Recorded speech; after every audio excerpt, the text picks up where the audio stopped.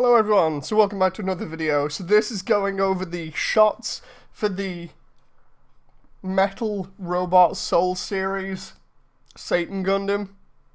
So the Satan Gundam comes from the SD line, the Musha SD line, from what I can tell. Primarily, I experienced it when I played Gundam Breaker 3. It's one of the bosses there for the SD missions, and it's a pretty crazy design. And they finally decided, you know what, we'll bring it out in the Robot Soul series. Very similar to the Night Gundam, because the Night Gundam was already done in that line.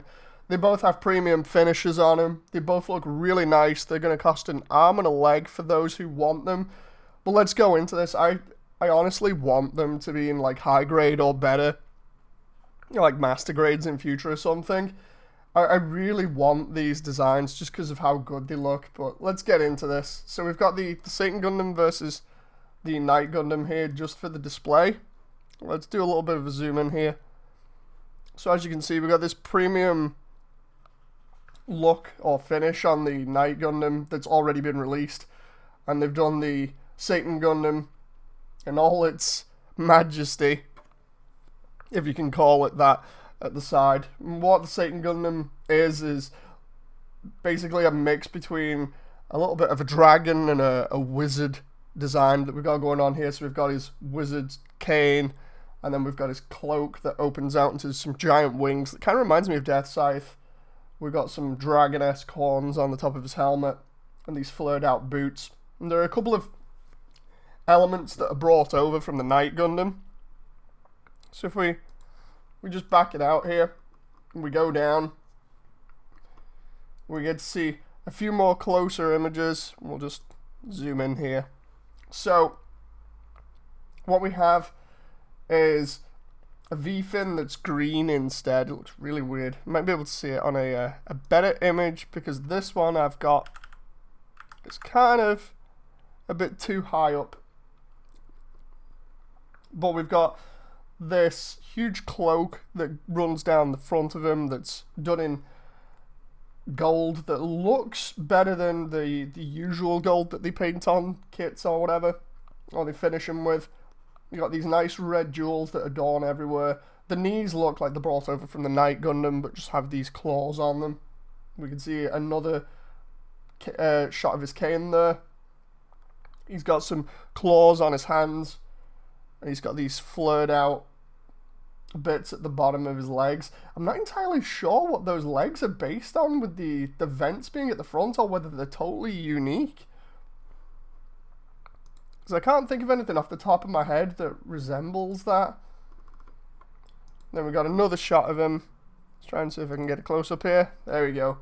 So this close-up, we can see the front of the waist section looks a little bit like the Night Gundam's design. And then we've got this like star on top of his chest. I don't know whether it's supposed to be a star or a pentagram. You'd imagine it'd be a pentagram, given the design and the name. But we get a better shot of the head here. The head reminds me a lot of either the Death Scythe or the End Gundam. I know it was designed differently or done after them, because it's a lot older in terms of design, but it really does look neat, especially from this shot where you can separate the cloak down the center. Get another shot of those, the backs of those legs again, and the inside of the cloak that has this, what looks like glossy red. It might just be shadows. I don't know. But we can see it splits in half at the front as well, and that's for the gimmick later on, which is the ability to open the cloak up. We see that here, where it goes into its second form, or rather its open cloak form, and we've got these giant wings on these really nice hinges. They look like the hinges have more points in them, so you can rotate them and move them around in different ways. We got these nice shoulders, which have very pointy gold bits on them. The torso, the vents on it does remind me of Death Scythe or something like that. We got the head. I think there's going to be another head unit for this, just because of the way that the head opens down the center and shows this weird brain-looking thing. And then we've got this almost samurai-looking armor on the legs with a rear skirt that is massive and kind of reminds me a little bit more of the cloak. And then we've got its dragon's tail that's been attached to it. I don't know whether that was previously in the other videos or whether they've just attached that as a new part. Let's go back here and have a look down these other bits, because I really love stuff like this. I just wish they'd do it in master grade so everybody else could experience this instead of having to pay premium price for it. We got it in like a charging flying pose here. It looks like he's not got his cane in this pose. Almost looks like he's going for a grab or a slash. Looks like it's a very, very poseable kit. You get to see the articulation on those joints. You get to actually see them pretty clearly in terms of which way they'll rotate. It almost looks like the cloak itself is attached purely on those joints. So I don't know whether that means it'll slowly droop over time and fall down. But it looks like there's one attachment point here and one attachment point here that are pegs. And they're kind of split down the center.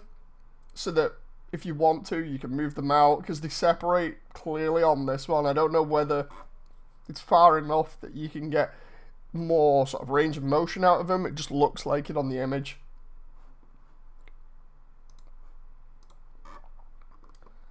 I've got another one with his cane here. The cane and the head unit look really nice, especially in this sort of pose where you've got half the cloak open and the other half closed. And then we've just got this giant cane with a horn on the top of it, and it's adorned with a skull and then got a little bit of gold running down it. This design really, really does look cool. Again, I wish this was in like a master grade or something like that, because you'd probably be able to get close to this finish with paint and stuff. I feel like this is primarily why they kind of leave this to the Metal Souls line, because they know people will be able to paint this up and look just as good. So it's like, we'll keep this design and we'll get as much money out of it as we can rather than making it into a kit. Anything above SD anyway. Last couple of shots here. We've got a shot from behind, which shows a new set of joints on the back that allow the wings or the cloak to rotate. Kind of looks like it's two ball joints, one at the back and then one at the very, very top here where it joins the cloak. And the cloak separates down the back, which allows the tail to be plugged in. I really do like the way that the tail seems to have a bunch of ball joints in it, so you can just pose it whichever way you want. It looks like the heel as well might rotate here. I'm not entirely sure. It's just because of the design on the back there, the paneling on the back. Could just be me, but it looks like the heel can be rotated down for a little bit of extra balance because of all this heft that you've got on it. You know, the mass of this kit is going to be pretty substantial, especially if it's like done in metal. I imagine the tail might be done in plastic or have little bits of metal in it, but if anything, you expect most of the metal to be in the legs just to keep the thing from falling over.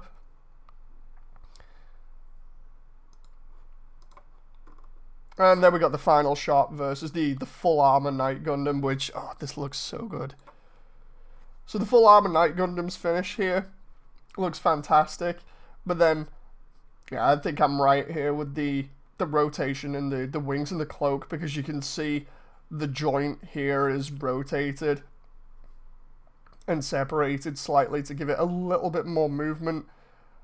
I love the way this thing looks like a dragon, and you've got the full armor Knight Gundam fighting it. I actually like the way that shield looks like it opens.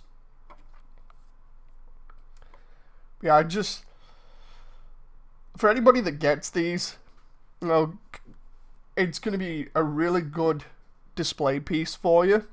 For everybody else, I just wish these were more accessible, because the pricing on them is going into the hundreds easily.